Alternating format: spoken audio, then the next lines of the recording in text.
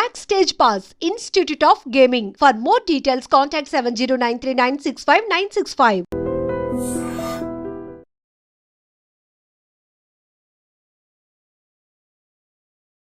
అంటే సార్ ఇప్పుడు ఎవరికైనా కానీ టెస్ట్ చేసిన వెంటనే ఇప్పుడు ఐటీ ఎంప్లాయీస్లో 100% వాళ్ళకు కూడా గ్రేడ్ 1 ఫ్యాటీ లివర్ అనేది కూడా ఉంటుందని కామన్గా చెప్పారు కదా. సో అంటే వాళ్ళ సిమ్టమ్స్ కానీ ఎలా అయినా గుర్తుపట్టాలంటే ఎట్లా సార్ అది? జనరల్గా ఫ్యాటీ లివర్లో గ్రేడ్ 1 నుంచి 4 వరకు ఉంటాయి. ఏ గ్రేడ్లో కూడా అతనికి ఏ ప్రాబ్లం ఉండదు, ఏ కంప్లైంట్ ఉండదు. నేను అందుకే అన్నాను కదా, జనరల్ చెకప్లోనే దొరుకుతారు యాక్చువల్గా వీళ్ళంతా. ఓకే. కాకపోతే గ్రేడ్ 4 ఏంటంటే కొంచెం ఫ్యాట్ ఎక్కువ ఎక్యుములేట్ అవుతుంది. వాళ్ళకి ఏంటంటే లివర్ కొంచెం సైజు పెరుగుతుంది అనమాట. పెరిగినప్పుడు వేగ్గా అప్పుడప్పుడు రైట్ సైడ్ రిప్స్ కింద పెయిన్ వస్తుంది.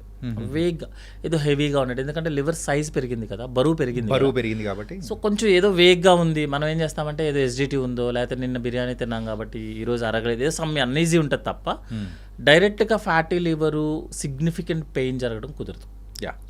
సిగ్నిఫికెంట్గా ఒక పేషెంట్కి ఫ్యాటీ లివర్లో పెయిన్ వచ్చిందంటే అర్థము వేరే ఏదో ప్రాబ్లం ఉన్నట్టు లెక్క. అప్పుడు ఏం చేస్తామంటే మనం స్కాన్స్ అవన్నీ చేసి ఆ ప్రాబ్లమ్స్ ఏమీ లేవని క్లియర్ చేసి ఆ పెయిన్ని ఫ్యాటీ లివర్కి పెడతాము. అంటే ఇట్స్ ఎక్స్క్లూజన్ అనమాట. ఫ్యాటీ లివర్లో పెయిన్ రావడం జరగదు. వేగ్ డిస్కంఫర్ట్, పెయిన్ కింద కాదు యాక్చువల్లీ, ఇట్స్ వేగ్ డిస్కంఫర్ట్, ఏదో తెలియని బాధ ఏదో ఉంది. ఎందుకంటే బరువు పెరిగింది కదా, ఏదో తెలియని బాధ. అంతకుమించి ఫ్యాటీ లివర్లో ఏముండదు. అందుకే ఎవరైనా వచ్చి ఫ్యాటీ లివర్ రిపోర్ట్ చూపించి నాకు ఇబ్బంది ఉందంటే అసలు మీరు ఎందుకు వెళ్ళారు అని అడుగుతా. ఫస్ట్ క్వశ్చన్ ఏంటంటే మీరు హాస్పిటల్కి ఎందుకు స్కాన్ చేయించుకున్నారో అని అడుగుతాం. వేరే కంప్లైంట్ వల్ల ఇది కనిపించింది అంతే. సో ఫ్యాటీ లివర్లో ఇష్యూస్ ఏముండదు, అంటే కంప్లైంట్ ఏముండదు. మామూలుగా హార్ట్ అటాక్ అనేటప్పటికి పెయిన్ రావడం అట్లాంటివి మనం అబ్జర్వ్ చేస్తాం. ఫ్యాటీ లివర్లో అట్లాంటి అక్కడ ఏముండదు. ఫ్యాటీ లివర్ అంటే యాక్చువల్గా లివర్లో మనకి 1.5 grams కిలోస్ లివర్ ఉంటుందండి. ఒక 20% 10% ఏరియాలో ఫ్యాట్ ఎక్యుములేట్ అవుతుంది. దాన్నే మనం ఫ్యాటీ లివర్ అంటాం. మిగతా లివర్లో ఏం ప్రాబ్లం లేదు కదా, కంప్లైంట్ ఎందుకు వస్తుంది? రాదు కదా. సో ఇప్పుడు మీకు హార్ట్ పెయిన్ ఒక పేషెంట్కి హార్ట్ పెయిన్ రావాలంటే బ్లడ్ సర్క్యులేషన్ అట్లీస్ట్ 80% బ్లాక్ అవ్వాలి. మరి 80% ముందు బ్లాక్ అయితే బ్లాక్ కాదా? బ్లాకే కదా. బ్లాకే. సో కంప్లైంట్ వచ్చింది అంటే అర్థం ఏంటంటే మీకు 80% బ్లాక్ అయినట్టే. ఇందులో కూడా అంతే, కంప్లైంట్ వచ్చిందంటే అర్థం మీరు గ్రేడ్ 4లో ఉన్నట్టే. ఓకే. అంతే తప్పించి గ్రేడ్ 1 ఫ్యాటీ లివర్ రాదు. సో ఇప్పుడు వాళ్ళు చేసిన టెస్ట్ కూడా గ్రేడ్ 1 ఫ్యాటీ లివర్ వేసారు. ఓకే. పాపం వాళ్ళని ఇబ్బంది పెట్టి 84% చేశారు, కానీ వాళ్ళందరూ గ్రేడ్ 1 అండి. 84 అనేటప్పుడు వామ్మో ఏ సాఫ్ట్వేర్ ఇంజనీర్ చూసినా నీకు ఫ్యాటీ లివర్ ఉందని డైరెక్ట్ అంటే సార్ మీరు గూగుల్లో కొట్టండి, ఫ్యాటీ లివర్కి కాంప్లికేషన్ ఏమనగానే క్యాన్సర్ అని చూపించేస్తుంది. ఎందుకంటే ఫ్యాటీ లివర్ తర్వాత fibrosis, cirrhosis, cancer, liver failure ఇవే వస్తాయి అనమాట. సో ఫ్యాటీ లివర్ క్యాన్సర్ అనగానే క్యాచ్ ఇవ్వడు. పాపం వాళ్ళు ఏం చేస్తారంటే ప్రతి ఫ్యాటీ లివర్ రిపోర్ట్ అతను చాలా టెన్షన్ పడతాడు. ఇంకా ఎట్లా అంటే క్యాన్సర్ వచ్చినట్టే ఫీల్ అయిపోతాడు. ఫ్యాటీ లివర్కి అసలు సంబంధమే లేదు. మీకు పొట్టలో ఫ్యాట్ బెల్లీ వచ్చింది అనుకోండి, దాన్ని ఫీల్ అవుతామా మనము? అవ్వం కదా. కొంచెం చబ్బీ చీక్స్ వచ్చాయి అనుకోండి, మనం ఫీల్ అవుతామా? అవ్వం కదా. ఫ్యాటీ లివర్ కూడా అలాగే. కంగారు పడాల్సిన అవసరం లేదు, కానీ మీ హ్యాబిట్స్ని కంటిన్యూ చేసుకుంటా వెళ్తే fatty liver can leads to cirrhosis. Okay. Cirrhosis, hepatic failure, transplant, cancer ఇంకా అన్నీ వస్తాయి. భయపడాల్సిన అవసరం లేదు, జాగ్రత్త పడాలి అంతే.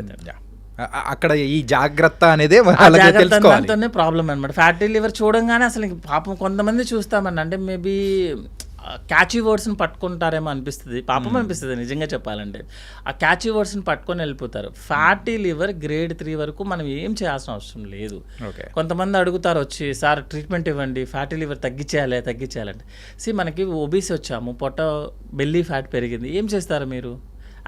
ఫిజికల్ యాక్టివిటీ చేస్తారు. మెడిసిన్స్ వాడితే తగ్గుతుందా? నేను అదే చెప్తా, ఫ్యాటీ లివర్కి జస్ట్ హ్యాపీగా ఎక్సర్సైజ్ చేసుకోండి, ఫిజికల్ యాక్టివిటీ చేసుకోండి. దేనివల్ల వచ్చింది? లివర్ ఆయిలీ ఫుడ్ తినడం వల్ల. హ్యాపీగా ఆయిలీ ఫుడ్ లేకుండా కొంచెం కంప్లీట్గా ఆయిల్ లేకుండా తింటే డేంజర్. ఓకే. ఆయిల్ కూడా కావాలి, ఆయిలే కావాలి యాక్చువల్గా చెప్పాలంటే, ఒక లిమిట్ వరకు. హ్యాపీ కొత్తగా ఆయిల్ యాడ్ చేయకుండా, ఫ్రై ఐటెం కాకుండా కర్రీలో హ్యాపీగా తినొచ్చు. అది కూడా లేకపోతే మన బాడీ పనిచేయదు యాక్చువల్గా. మన బాడీలో ప్రతి పార్ట్కి ఆయిల్ కావాలి. ఆయిల్ లేకుండా మిషన్ పనిచేయదు, మన బాడీ కూడా పనిచేయదు. సార్ ఫుడ్ గురించి టాపిక్ వచ్చింది కాబట్టి, సో రీసెంట్గా ఒక రీల్ అండ్ కొన్ని చూశాను. సో దాని గురించి మీరు చెప్తే బాగుంటుందని. అదేంటంటే ఆవకాయ పచ్చడి. సో దానివల్ల కూడా లివర్ ఇష్యూస్ కానీ కిడ్నీ ఇష్యూస్ అన్నీ రావడం అనేది కూడా జరుగుతాయి అని చెప్పేసి కూడా అంటూ ఉన్నారు. ఏంటంటే ఈ ఊరగాయల వల్ల కానీ పికిల్స్ ఏంటి సార్ అది నిజమేనా? జనరల్గా అండి ఒక ఫుడ్ ఐటమ్ వల్ల రెగ్యులర్గా తీసుకుంటేనే ప్రాబ్లం అవుతుంది. ఇప్పుడు మాకు టెక్స్ట్ బుక్స్లో ఎలా ఉంటుందంటే థైరాయిడ్ హైపోథైరాయిడిజం రావడానికి క్యాబేజీ క్యాలీఫ్లవర్ తీసుకుంటే మీకు థైరాయిడ్ లెవెల్స్ డౌన్ అవుతాయని మాకు క్వశ్చన్ ఉంటుంది. ఎక్కడ ఎవరికి వస్తుంది ఇది ప్రాబ్లం ఏంటంటే క్యాబేజీ క్యాలీఫ్లవర్ అనేది రోజు ఫుడ్ వాళ్ళకి, బికాజ్ ఆ ఏరియాలో వాళ్ళకి ఇంకేం దొరకవు. రోజు వాళ్ళకి క్యాబేజీ క్యాలీఫ్లవర్ ఉండాల్సిందే. నార్త్ ఇండియా వాళ్ళకి చపాతీ ఎలా ఉంటుందో ఉండాల్సిందే, ఎందుకంటే వాళ్ళకి ఆ ఫుడ్ వేరే ఫుడ్ లేదు. సో వాళ్ళకి మనం టెస్ట్ చేసినప్పుడు థైరాయిడ్ లెవెల్స్ డౌన్ అవుతాయి. మనకి ఇప్పుడు సపోజ్ ఇండియన్ సెటప్లోనో లేకపోతే ఏషియన్ కంట్రీస్లోనో మనం నెలకు ఒకసారి క్యాబేజీ క్యాలీఫ్లవర్ తింటే చాలా గొప్ప. ఇంకొకటి ఏంటంటే కొన్ని ఫుడ్స్ ఉంటుంది, ఇప్పుడు మనకి టమాటాలు తింటే స్టోన్స్ వస్తాయి, టమాటాలు తినదని చెప్తారు. మనం ఒకసారి ఆలోచిస్తే మనం నెలకొక మేబీ ఒక 1/2 కిలో టమాటా తింటామేమో జనరల్గా పర్ హెడ్. లేదు టమాటా తింటే కిడ్నీ స్టోన్స్ వస్తే టమాటా తినొద్దని చెప్తారు. టమాటా తింటే మీరు anti oxidants, anti cancer agent. Cabbage cauliflower అనేది anti cancer agent, anti oxidants, healing power చాలా ఫాస్ట్ ఉంటుంది. మీరు ఒక ఫుడ్తో ఒక డిసీజ్ని డిసైడ్ చేయడానికి లేదు యాక్చువల్గా. రెగ్యులర్గా తీసుకోవడం అనేది రాంగ్. ఇప్పుడు మీరు పిక్కిల్ ఇది తీసుకున్నారనుకోండి, మన ఇండియన్ సెటప్లో పిక్కిల్తో తింటేనే వీఆర్ ఫీలింగ్ లైక్ హ్యాపీ. మీరు పిక్కిల్ని ఒక కాంబినేషన్లో తీసుకుంటే లేక పప్పుతో ఆయిల్తో ఒక కాంబినేషన్లో తింటేనే we will be feeling happy. అట్లాగని రోజు తీసుకుంటే గ్యాస్ట్రిక్ ఇట్స్ వెరీ డేంజర్ యాక్చువల్గా రోజు అనేది.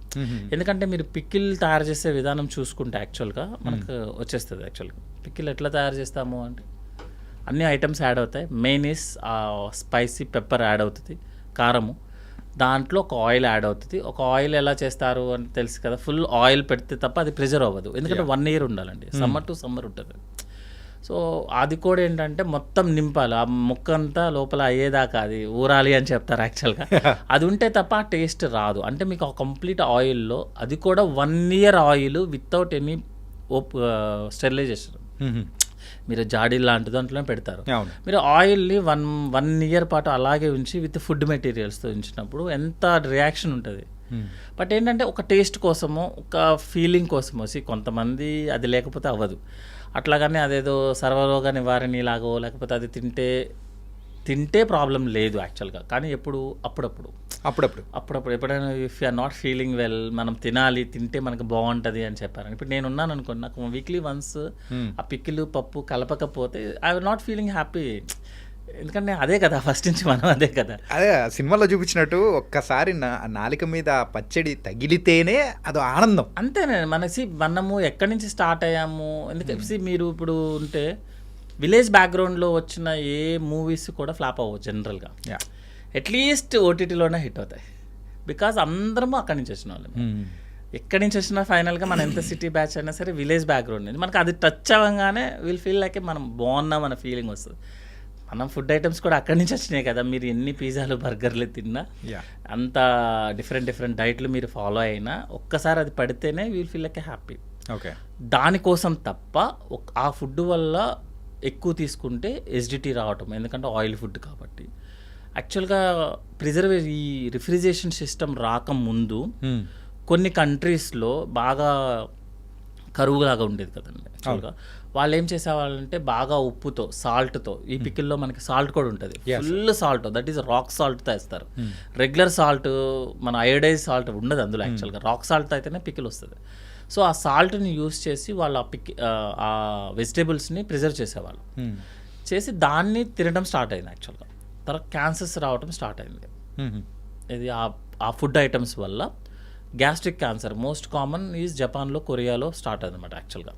సో ప్రిజర్వేటివ్ ఫుడ్ తినడం వల్ల మనకి ఇంటెస్టైనల్ క్యాన్సర్స్ రావడం ఎక్కువ. ఇప్పుడు మనకి when compare to north India, south ఇండియాలో క్యాన్సర్స్ ఎక్కువ ఉంటాయి, ఇంటెస్టైనల్ క్యాన్సర్స్. ఇది సౌత్ ఇండియాలో ఎక్కువ. సౌత్ ఇండియాలో క్యాన్సర్స్ ఎక్కువ. ఇంటెస్టైనల్ క్యాన్సర్, క్యాన్సర్ అంటే ఒకటి సేమ్ వర్డ్స్ ఉండదు, ఇంటెస్టైనల్ క్యాన్సర్స్ అనమాట. బికాస్ స్పైసీ ఫుడ్ ఎక్కువ మన వైపు యాక్చువల్గా, ఫ్రై ఐటమ్, స్పైసీ ఫుడ్ ఎక్కువ ఉంటుంది యాక్చువల్. ఇంకోటి అంటే బింగ్ ఈటింగ్ ఉంటుంది మన దగ్గర. సో ఇంటెస్టైనల్ క్యాన్సర్స్ ఎక్కువ వస్తాయి. అల్సర్స్ రావటము, గ్యాస్ట్రిక్ ప్రాబ్లమ్స్, ఎసిడిటీస్, ఇవన్నీ కూడా ఆ పికిల్స్ టైప్ ఆఫ్ ఫుడ్ తినడం వల్ల వస్తుంది యాక్చువల్గా. సో ఎక్కువ తినడము తప్పే, అట్లాగనే అసలు తినకూడదు అని చెప్పడం అనేది రాంగ్. ఎట్లా ఉందంటే మీరు కంప్లీట్గా ఆల్కహాల్ బంద్ చేయమని చెప్తే ఇండియాలో 100% ఎవరు ఫాలో అవ్వరు సార్. అలా కాకుండా మీరు ఆల్కహాల్ లిమిటెడ్గా, వెరీ లిమిటెడ్గా తీసుకోండి, కంట్రోల్డ్గా తీసుకోమని చెప్పండి, 99% ఫాలో అవుతారు సార్. ఓకే. మీరు కంప్లీట్గా ఆపేయమని చెప్పండి, 6 నెలల తర్వాత మళ్ళీ స్టార్ట్ చేస్తారు. ఈసారి గట్టిగా స్టార్ట్ చేస్తారు, కసిగా స్టార్ట్ అవుతుంది. అది డాక్టర్ చెప్పారంటే ఇంకా దాన్ని ఎక్కువ ఫాలో అవుతుంటారు. సో కొంతమంది కూడా చెప్తారు ఇది మీరు ఆల్కహాల్ తీసుకుంటే హార్ట్కి మంచిదంట కదా అని. అది కోల్డ్ కంట్రీస్లో పనిచేస్తుంది. బట్ ఆల్కహాల్ తీసుకుంటే హార్ట్కి మంచిది ఇన్ కోల్డ్ కంట్రీస్. ఆ కోల్డ్ కంట్రీస్ అనేది మనం మాస్క్ చేస్తాం, కట్ చేస్తాం ఎడిటింగ్లో, సెన్సార్లో పోతుంది. అంటే ఈవెన్ మేము పెట్టినా పీపుల్ అది వినరు సార్. ఆ డాక్టర్ చెప్పారు అంతవరకే తాగడం మంచిది అంట అని చెప్పేసి అదే కోల్డ్ కంట్రీస్లో వర్క్ అవుతుంది. అట్లాగని కంప్లీట్గా ఆపేమన్నా కూడా ఆపరు సార్ ఎవరు ఆల్రెడీ, ఎందుకంటే అది సోషల్ డ్రింక్ అయిపోయింది యాక్చువల్గా. మనకి చిన్న నార్మల్ వాటర్ ఎలాగో ఇప్పుడు అది సోషల్ డ్రింక్ అనమాట. అందుకని పికిల్స్ దగ్గర కూడా వచ్చేటట్టుగానే పికిల్స్ తీసుకోవడం అనేది సేఫ్ కాదు సార్. అది ఏం చెప్పినా కూడా అది ఆల్రెడీ ఓల్డ్ నుంచి మనకి ప్రూవెన్ అనమాట. ఇప్పుడు మనం కూడా రోజు కంటిన్యూస్గా 1 వీక్ పికిల్స్ తీసుకొని తినండి, గ్యాస్ మండకపోతే అప్పుడు అడగండి. గ్యాస్ మండుతుంది, మోషన్ ప్రాబ్లం అవుతుంది, యూరిన్ మండుతుంది. ఎందుకు మండుతుంది? డైరెక్ట్గా మన పికిల్ ఏమన్నా మోషన్లో వచ్చేస్తుందా? కాదు కదా. ఆ డైజెషన్ ప్రాసెస్సే ప్రాబ్లం అవటం వల్ల ఇదంతా అనమాట. అట్లాగానే అసలు కంప్లీట్గా అవాయిడ్ చేయండి అని చెప్తే మనం అనేది ఫీలింగ్ పోతుంది. మన లైవ్లీనెస్ కూడా ఉండాలి కదా మనకు కూడా. సో అది పోతుంది. సో వీక్లీ వన్స్ అనేది ఓకే, నాట్ కంటిన్యూస్. ఇంకా మనం జనరల్గా పికిల్స్ అంటే మనం ఎవ్రీడే చేసే పికిల్స్ కూడా ఉంటుంది యాక్చువల్గా. That is okay. డైలీ అంటే ఎవ్రీడే చేసుకుంటారు జనరల్గా, అది 1-2 టైమ్స్ అనేది దట్స్ ఓకే. బట్ ఏంటంటే ఏదో కంటిన్యూస్గా అనేది అది మండుతుంది యాక్చువల్గా. అన్ని గ్యాస్ట్రైటిస్ వస్తుంది, ఇండైజెషన్ ప్రాబ్లమ్స్ వస్తాయి. ఇంకోటి ఏంటంటే ఒక ప్రోడక్ట్తో కొంతమంది చెప్తారు యాక్చువల్గా ఈ ప్రోడక్ట్ తింటే యాంటీ క్యాన్సర్ ఏజెంట్ పికిల్లో. మనం క్యాన్సర్ ప్రోడక్ట్స్ అన్నీ కూడా లైక్ స్పైసెస్ నుంచే వస్తుంది యాక్చువల్గా. మనం ఏదైతే క్యాన్సర్స్కి యూజ్ చేస్తున్న మెడిసిన్స్ చాలా అవి స్పైసెస్ నుంచి వస్తాయి. సో చూసారా, స్పైసెస్ దాటి నుంచే కదా క్యాన్సర్ డ్రగ్స్ వచ్చాయి. సో ఈ స్పైసెస్ తీసుకుంటే మీకు క్యాన్సర్ రాదు అనేది. రాకపోవచ్చు, అది వేరే విషయం, కానీ మిగతా ప్రాబ్లమ్స్ వస్తాయి కదా. మీరు పికిల్స్తో పాటు మీరేమీ డైరెక్ట్గా ఆ పికిల్ ముక్కే తిన్నారు కదా, దాంతోపాటు ఆయిల్ ఉంటుంది, పెప్పర్ ఉంటుంది, అన్నీ ఉంటుంది. నెక్స్ట్ సాల్ట్ ఉంటుంది, హై సోడియం ఉంటుంది. ఇప్పుడు ఉన్న లేటెస్ట్ గైడ్లైన్స్ ఏంటంటే sugar, easily available sugar and high sodium is a more danger than anything, even alcohol also.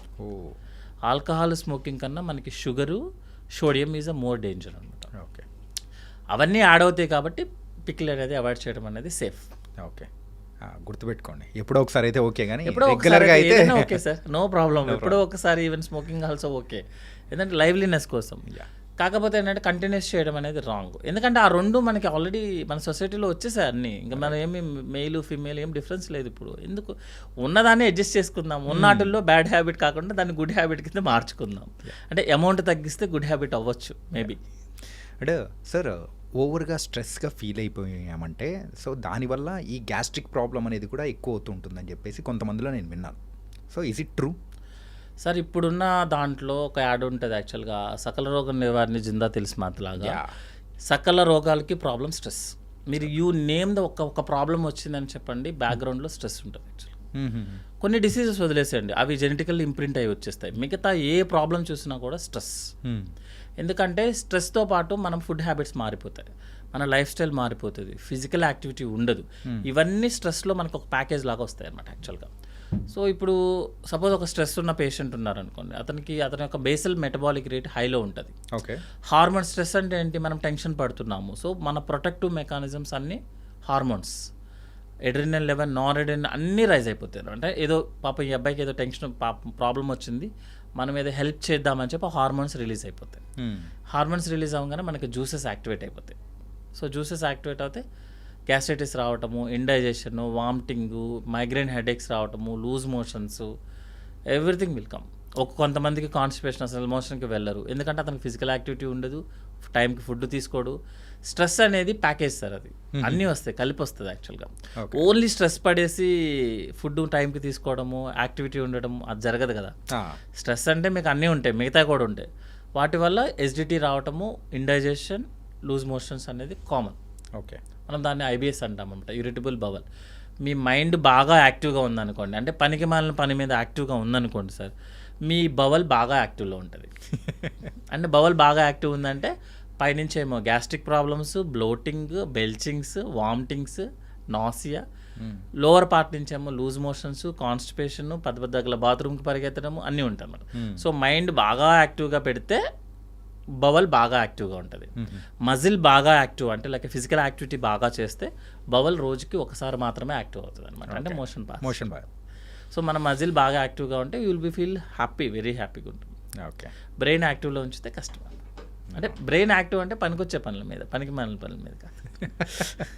ఈ స్ట్రెస్ అనేది ఇంత అంటే మన కంప్లీట్ బాడీ మీద ఇంత ప్రెషర్ చూపిస్తుందని మాత్రం అనుకోలేదు సార్. సార్ ఇప్పుడు మీరు ఆల్కహాల్ తీసుకున్నారనుకోండి, అది డైజెషన్ లివర్ మీద పడుతుంది. సో లివర్ ఫెయిల్యూర్ అవ్వటము, ఫ్యాటీ లివర్ రావటం. మీరు స్మోక్ చేశారనుకోండి, లంగ మీదో మ్యాక్సిమం అయితే బ్లడ్ సర్క్యులేషన్ మీద పడుతుంది. మీరు స్ట్రెస్ తీసుకున్నారనుకోండి, brain master of our body, all సిస్టమ్స్ని డిస్రెగ్యులేట్ చేస్తుంది. ఇది లోకల్ యాక్షన్ కాదు, international action, pan India film ఇది స్ట్రెస్ అనేది. ఓకే. సో మేము బ్రెయిన్ కదా అది, స్ట్రెస్ అనేది బ్రెయిన్ సార్. సో మొత్తం యాక్టివ్లోకి వెళ్ళిపోతుంది అన్నీ.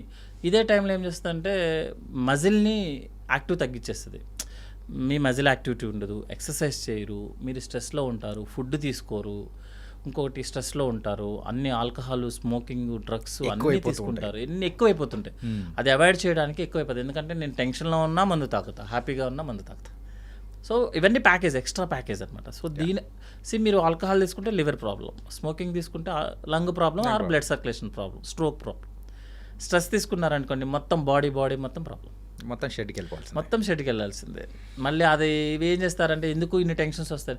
ఒక పేషెంట్ ఎవరైనా సరే ఒక డాక్టర్ ప్రిస్క్రిప్షన్ కన్నా ఎక్స్ట్రా ప్రిస్క్రిప్షన్తో వచ్చాడు మన దగ్గరికి అంటే బ్యాక్గ్రౌండ్లో స్ట్రెస్ ఉంటుంది. ఓకే. రిపోర్ట్స్ చూడండి, అన్ని బ్లడ్ రిపోర్ట్స్, యూరిన్, అన్ని స్కానింగ్స్ అన్నీ నార్మల్ ఉంటాయి, కానీ పేషెంట్కి చాలా ప్రాబ్లమ్స్ ఉంటాయి.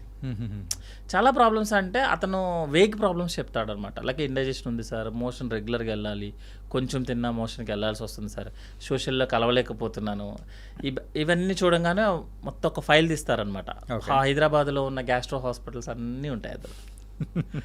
పెద్ద సార్లు అన్నీ అందరంటారు పాపం, అన్ని ఎండోస్కో అన్నీ చేయించుకుంటారు, మనం ఏం అడిగితే చేయించుకుంటారు అనమాట. కానీ అసలు యాక్చువల్ పాపం బ్యాక్గ్రౌండ్ ఏంటంటే ఆ స్ట్రెస్. కానీ అక్కడ మా రిపోర్ట్స్లో మాత్రం ఏముండదు కదా. ఏముండదు సార్, స్ట్రెస్ అనేది it's a activity. Okay. It's current టైప్లో అనమాట. ఎక్కడ చూపిస్తాం, ఓన్లీ లైట్ మాత్రమే కనిపిస్తుంది, కరెంట్ కనిపిస్తుంది కదా. మైండ్లో ఉంటుంది. అతనితో పాటు 10 మంది అటెండర్స్ వస్తారు, వాళ్ళ ముందు ఓపెన్ అవ్వలేడు, తన ప్రాబ్లమ్స్ ఎవరికి చెప్పలేడు. యాక్చువల్గా చెప్పాల్సిందేమో సైకియాట్రిస్ట్ దగ్గరికి. మనం ఏం చేస్తామంటే సైకియాట్రిస్ట్ అనగానే కొంచెం వేరేగా ఆలోచిస్తాము, సినిమాలలాగా జోక్స్ వేసుకోవడం అట్లా ఉంటుంది. సో ఇప్పుడు లేటెస్ట్గా అంతా స్ట్రెస్సే సార్. ఓకే. ఎక్కువ స్ట్రెస్, ఊరికే బాడీని స్ట్రెయిన్ చేయడము, మన ఏజ్కి తగ్గట్టు బిహేవ్ చేయము మనం జిమ్స్లో వాటిల్లో. దీనివల్ల మెయిన్ ఇష్యూ అది కంప్లీట్ గట్ హెల్త్ మీద ఇంపాక్ట్ పడుతుంది. అంతా గట్ హెల్త్ అండి. అందుకంటే జనరల్గా ఇప్పుడు అందరూ గట్ హెల్త్ అనే నెక్స్ట్ ట్రెడిషన్ ఏంటంటే బ్రెయిన్ తర్వాత సెకండ్ బ్రెయిన్ లాంటిది గట్ అనమాట. మనకి మొత్తం న్యూరాన్స్, హార్మోన్స్ అన్నీ కూడా గట్ నుంచి రిలీజ్ అవుతాయి. ఓకే.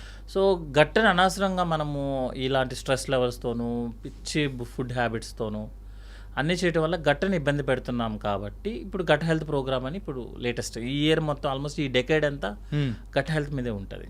ఓకే. సో ఏదైనా సోషల్ అవేర్నెస్ ప్రోగ్రామ్సే కదా. సో గట్ హెల్త్ అనేది ఇంపార్టెంట్. ఆఫ్టర్ బ్రెయిన్ తర్వాత గట్ హెల్త్.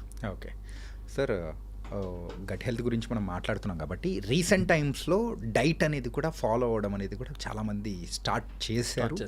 అంటే ముందు ట్రెడిషన్ ఉంది, కాకపోతే ఈ మధ్యకాలంలో ఆ ట్రెడిషన్ కూడా ఎక్కువ అయిపోతుంది. ఆ డైట్ అనేది చేస్తేనే మన బాడీ అనేది బాగుంటుందంటారా?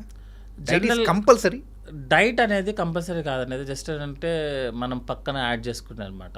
ఇప్పుడు నేను ఆమె సర్జికల్ గ్యాస్ట్రోఎంటరాలజిస్ట్, ఒక సూపర్ స్పెషలైజేషన్ అయిపోయిన తర్వాత మిగతావి చిన్న డిగ్రీస్ ఒక 10 చేస్తాము. జస్ట్ అవి నేమ్ని యాడ్ చేస్తాయి, నాకేమి ఎక్స్ట్రా క్వాలిఫికేషన్స్ ఎక్స్ట్రా లాగా ఏమి ఉండదు అనమాట. అట్లాగే ఇవి డైట్ ఇవన్నీ ఏంటి అంటే మనము ఏదో ఒక డైట్ చేస్తేనే హెల్దీగా ఉంటాము, లేకపోతే మనం బిఎంఐ బాడీ మాస్ ఇండెక్స్ చూసుకొని మన వెయిట్కి హైట్కి కరెక్ట్గా మ్యాచ్ చేస్తేనే మనం బాగుంటాము. ఒక షుగర్ పేషెంట్ వస్తాడు, షుగర్ లెవెల్స్ని ఎంత స్ట్రిక్ట్గా మెయింటైన్ చేస్తాడంటే దట్ ఈస్ డేంజర్ యాక్చువల్లీ. మన బాడీ కదా ఇది. ఈరోజు మన temperature, cold hot temperature base చేసుకొని మన మూడ్ని బేస్ చేసుకొని కూడా అది మార్చుకోవాల్సి వస్తుంది. ఈరోజు మనం వర్క్ ఎక్కువ చేసాము, ఇంట్లో ఏదైనా ప్రాబ్లం ఉంది, కంప్లీట్లీ చేంజ్ అయిపోతూ ఉంటుంది. అతని షుగర్ ఏంటంటే 110 నార్మల్ అంటే 110కే తీసుకొస్తాడు అనమాట. తీసుకొచ్చి ఏం చేస్తాడంటే రోజు ఏముండదు, నీరసంగా ఉంటాడు, కానీ నా sugar levels normal sir normal అంటాడు. అంటే ఒక ఫాల్స్ ప్రెస్టేజ్ అనమాట. అట్లా మనం ఎప్పుడు కూడా అందుకే మీరు ఒక షుగర్ లెవెల్ ఒక డైట్ గురించి చూసుకుంటే షుగర్ లెవెల్ నార్మల్ ఏంటంటే 70 to 110. ఓకే. వాడే అంత రేంజ్లో ఇచ్చాడు కదా, మీరు ఎలా మెయింటైన్ చేస్తారు స్ట్రిక్ట్గా? పేపర్ మీద రాసుకొస్తాడండి 110, 112, 100, అసలు ఎంత నేరోగా మ్యాజిన్లో చేస్తారు, అది సేఫ్ కాదు. ఓకే. ఇది ఎందుకంటే ఈ డైట్ కూడా అంతే, మనం ఒక స్ట్రిక్ట్గా మెయింటైన్ చేద్దామని ట్రై చేస్తామనుకోండి, మండే ఉన్నట్టు సండే ఉండము, అంతే కదా. Monday is a working day, hurry burry ఉంటుంది. Sunday is a very leisure day. మీరు ఒకే రోజు ఒకే పర్సన్, నా హైట్, నా జీన్స్, నా బాడీ ఫ్యాట్, నా మజిల్ అంతా డిఫరెంట్. ఒక లేడీ ఉన్నారు, ఒక బాయ్ ఉంటారు, అతని genes, environment, South Indian, North Indian అంతా డిఫరెంట్ కదా. లేదు అందరికీ ఒకటే డైట్, ఐదర్ కార్బ్స్ పెంచండి, ఒక అతనేమో వచ్చి అంటే I'm not commenting any one. జనరల్గా యాజ్ ఎ సర్జన్ కానీ యాజ్ ఎ ప్రొఫెషనల్స్ మేము ఫాలో అయ్యేది ఏంటి అంటే మీ యాక్టివిటీని బేస్ చేసుకొని వర్క్ చేయండి. ఓకే. మీ ఫుడ్ మీదంతా మీ యాక్టివిటీని బేస్ చేసుకొని ఒక స్ట్రిక్ట్గా మనం ఒకటి ఫాలో అయితే లైఫ్ లాంగ్ మనం చేయలేము ఆ పని. మీరు ఈరోజు కంప్లీట్గా కార్బోహైడ్రేట్ డైట్ తీసుకుంటారు, కంప్లీట్గా ప్రోటీన్ డైట్ తీసుకుంటారు, ఎన్ని రోజులు చేస్తాం మనం అట్లా? అది సాధ్యం అవ్వదు యాక్చువల్గా. అట్లా కాకుండా టైంకి తీసుకోండి. యాక్చువల్గా మీరు suppose morning breakfast, lunch, dinner టైంకి, suppose 7 to 8, 12 to 1, 6 to 7 or 7 to 8, whatever the comfortable మీ యొక్క యాక్టివిటీని బట్టి. కొంతమంది 9కి పడుకునే వాళ్ళు ఒక 2 hours ముందు తినమని చెప్తాం, కొంతమంది 12కి పడుకుంటారు, వాళ్ళు 9కి తింటే సరిపోతుంది. నైట్ డిన్నర్కి మనం తినే ఫుడ్కి ఒక 2 hours గ్యాప్ సరిపోతుంది. ఓకే. అట్లా కాకుండా ఒక రూల్ లాగా పెట్టుకొని ఏదో సిస్టంలో నుంచి ఎక్సెల్ షీట్ ఒకటి బయటికి తీసుకొచ్చి 100 grams ప్రోటీన్ అనగానే 4 జీడిపప్పులు, 2 కందిపప్పులు అనుకుంటూ ఒక కప్పు తీసుకొని వేయింగ్ మిషన్లో పెట్టి, నిజంగా అలా తిన్న అది మనమేమో రోబోస్ ఒక చిప్పులో పెట్టి 80% ఛార్జింగ్ అవ్వగానే స్టాప్ చేయమని చెప్పడానికి. మనం మారిపోతుంటాం సార్, ఎవ్రీడే మన ఏజ్ పెరుగుతుంటుంది, మన యాక్టివిటీ పెరుగుతుంటుంది. సో ఏదైతే మనం ట్రెడిషనల్గా ఫాలో అవుతున్నామో మీ యాక్టివిటీని base, suppose breakfast, lunch, dinner తినాల్సిందే, స్కిప్ చేయడం కుదరదు. ఓకే. అందులో ఏం తింటారనేది మనం డిసైడ్ చేసుకోవచ్చు. కానీ జనరల్గా మేము చెప్పేది ఏంటంటే మీ ఇంట్లో ఏది ఫాలో అవుతారు, జనరల్గా మీరు ఫాలో అవ్వద్దు. మీరు ఇంట్లో ఏది ఫాలో అవుతారు, సౌత్ ఇండియనా, నార్త్ ఇండియనా, తెలుగు బేస్డా, maybe Telangana based, whatever thing is మీకు ఏదైతే ఫాలో అవుతున్నారో అది మీకు ఎంత అవసరం అయితే అదే తీసుకోండి. మీరు సపోజ్ మీరు చపాతీ తీసుకుంటారు, చపాతీ తినండి. 3 పూట్ల చపాతీ తినడం అనేది తప్పు. ఓకే. ఒక చపాతీ, కొంచెం rice, next chapati, rice, what ever thing is మార్చుకుంటారు.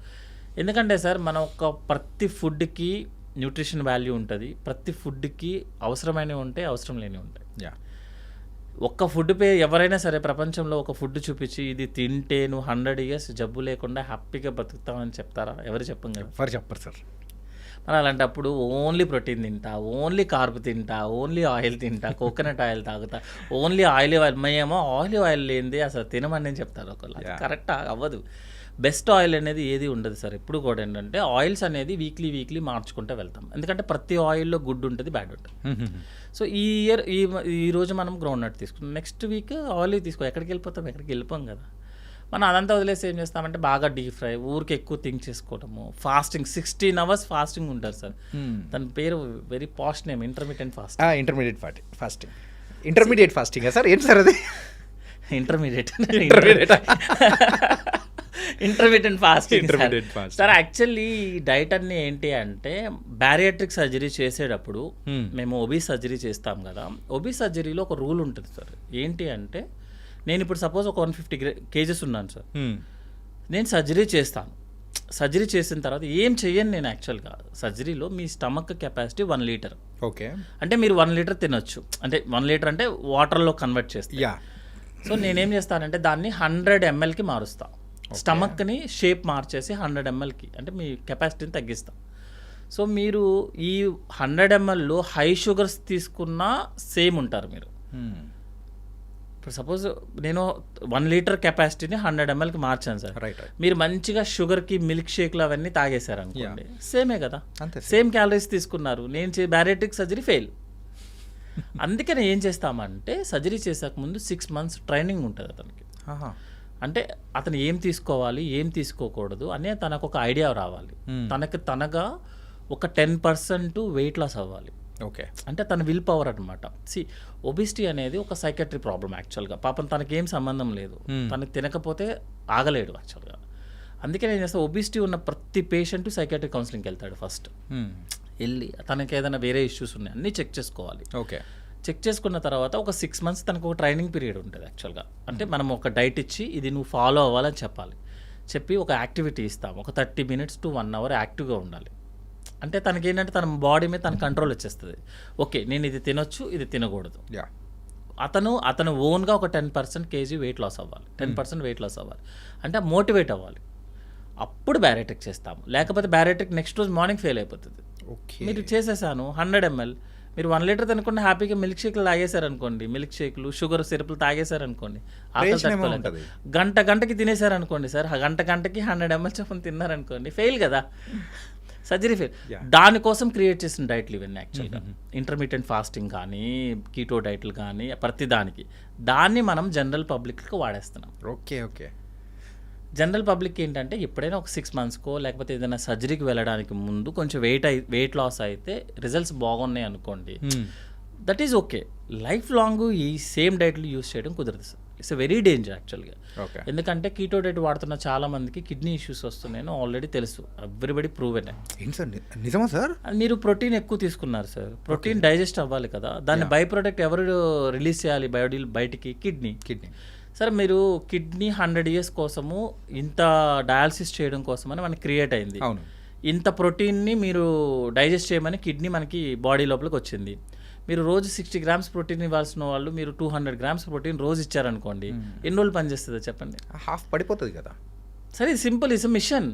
మీ ఇష్టం వచ్చినట్టు రోజు ఇచ్చేటప్పుడు మీరు వాటర్ కూడా, మీకు ఆల్రెడీ మన పెద్దవాళ్ళు చెప్తారు కదా, వాటర్ ఎంత పడితే అంత తాగకూడదని చెప్తారు. 3 to 4 liters is the correct.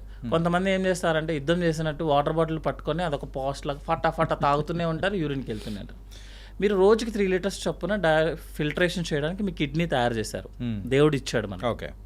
దాన్ని మీరు రోజు 5 లీటర్లు పోసారనుకోండి, దాని వర్కింగ్ కెపాసిటీ తగ్గిపోతుంది, మిషన్ తగ్గిపోతుంది కదా సార్. ఎక్కువ రోజులు నడిస్తే కాలు అరిగిపోదా?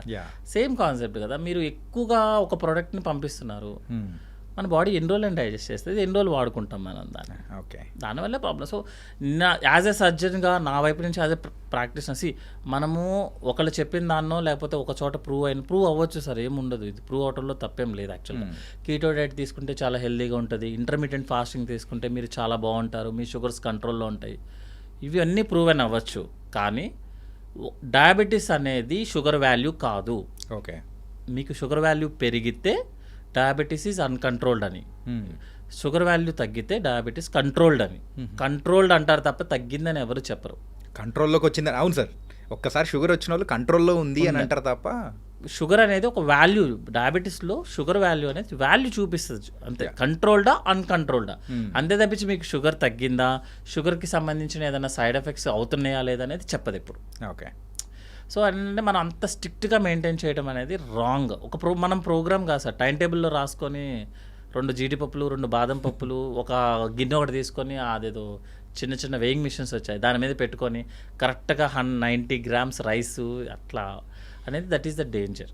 ఓకే. సో నేనైతే సజెషన్ చేయమంటే మీరు టైంకి ఫుడ్ తినండి, బయట ఫుడ్ మ్యాక్సిమం అవాయిడ్ చేద్దాం. ఆయిల్ కూడా ఏంటంటే ఫ్రై ఐటము ఆయిలీ ఐటమ్ తగ్గించుకోవడము, టేస్ట్ కోసం కాకుండా తగ్గించుకోవడం, ఆయిలీ ఐటమ్స్ తగ్గించుకోవడము. సాల్ట్ కూడా ఏంటి అంటే ఎంతైతే అవసరం ఎక్స్ట్రా యాడెడ్ సాల్ట్ యాడ్ చేయకుండా, సాల్ట్ కూడా రోజుకి 2 grams సాల్ట్ లాగా. ఇప్పుడు సాల్టే మెయిన్ డేంజర్ అనమాట యాక్చువల్గా. అదే మీరు ఇందాక చెప్పారు, సోడియం అనేది కూడా, సోడియం ఎక్కువ ఉంటుంది. సో దాంతో ఎవ్రీ డే 30 minutes వాకింగ్. ఇప్పుడు ఏంటంటే అందరికీ ఇంటి పనులు తీసేశారు, 0 అయిపోయాయి ఇప్పుడు అందరికీ. మేమైతే 0 ఇంటి పనులు లేవు, బయట ఎండలో తిరగడం లేదు, యాక్టివిటీ లేదు. ఇప్పుడేదో బై మిస్టేక్ అదృష్టం కొద్ది గేటెడ్ కమ్యూనిటీస్ వచ్చి మనల్ని బతికిస్తున్నాయి, కానీ ఇండివిజువల్ హౌసెస్లో అయితే 0 యాక్టివిటీ. ఇంటికి వెళ్ళాం, ఏదో సినిమాలో చెప్పినట్టు ఇంట్లో తలదించితే ఇన్స్టిట్యూట్లో ఎత్తాలి, ఇన్స్టిట్యూట్లో తలదించితే ఇంట్లో ఎత్తాలి అన్నట్టు తగ్గిపోతుంది కదా. సో గేటెడ్ కమ్యూనిటీస్ వల్ల మనకి యాక్టివిటీ పెరుగుతుంది. So physical activity at least 30 to 45 minutes per day చేసుకొని, జిమ్ చేస్తారా, యోగా చేస్తారా, వాకింగ్ చేస్తారా, అది మన కంఫర్ట్స్, మనకున్న యాక్టివిటీ ప్రకారం చేసుకుంటూ ఉంటే యూ విల్ బీ హెల్దీ. ఒకవేళ ప్రాబ్లం వచ్చిందనుకోండి, హ్యాపీగా డాక్టర్స్ దగ్గరికి వెళ్ళండి, చూపించుకోండి, ట్రీట్మెంట్ తీసుకోండి, అయిపోయింది.